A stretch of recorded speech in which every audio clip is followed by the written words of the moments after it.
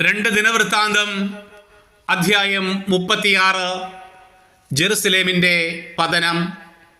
Nebuchadnezzar രാജാവിന് വിധേയനായിരുന്നു കൊള്ളാമെന്ന് ദൈവനാമത്തിൽ സത്യം ചെയ്തിരുന്നെങ്കിലും സെദക്കിയ അവനോട് മത്സരിച്ചു. ഇസ്രായേലിൻ്റെ ദൈവമായ കർത്താവിങ്കിലേക്ക് തിരിയാതെ അവൻ ഹൃദയം കഠിനമാക്കി ദുശാഠ്യത്തിൽ തുടർന്നു. ജനതകളുടെ മ്ലേച്ഛതകൾ അനുകരിച്ച് പുരോഹിത പ്രമുഖരും ജനവും അത്യധികം അവിശ്വസ്തരായി തീർന്നു. ജെറുസലേമിൽ കർത്താവിന് പ്രതിഷ്ഠിതമായിരുന്ന ആലയം അവർ അശുദ്ധമാക്കി. പിതാക്കന്മാരുടെ ദൈവമായ കർത്താവ് തൻ്റെ ജനത്തോടും വാസസ്ഥലത്തോടും കരുണ തോന്നി അവരുടെ അടുത്തേക്ക് തുടർച്ചയായി ദൂതന്മാരെ അയച്ചു കൊണ്ടിരുന്നു.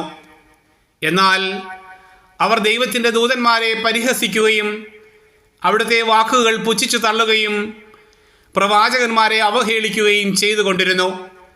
അങ്ങനെ കർത്താവിൻ്റെ ക്രോധം അപ്രഹിതമാം വിധം അവിടുത്തെ ജനത്തിനെതിരെ ഉയർന്നു. കൽദായ രാജാവിനെ അവിടുന്ന് അവർക്കെതിരെ കൊണ്ടുവന്നു. അവൻ അവരുടെ യുവയോദ്ധാക്കളെ വിശുദ്ധ സ്ഥലത്ത് വെച്ച് വാളിനിരയാക്കി. യുവാക്കളോടോ കന്യകകളോടോ വൃദ്ധന്മാരോടോ പടുകിഴവന്മാരോടോ അവൻ കരുണ കാണിച്ചില്ല. ദൈവം എല്ലാവരെയും അവൻ്റെ കൈകളിൽ ഏൽപ്പിച്ചു.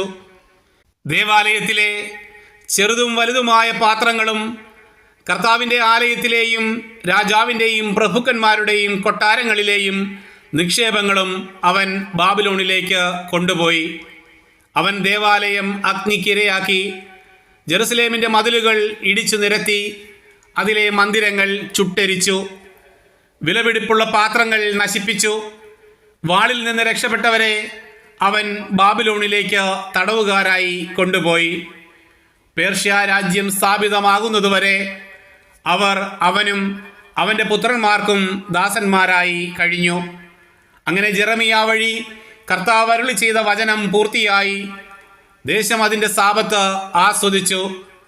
70 വർഷം പൂർത്തിയാകുന്നതുവരെ ശൂന്യമായി കിടന്ന നാളുകൾ അത്രയും ദേശം സാബത്ത് ആചരിച്ചു.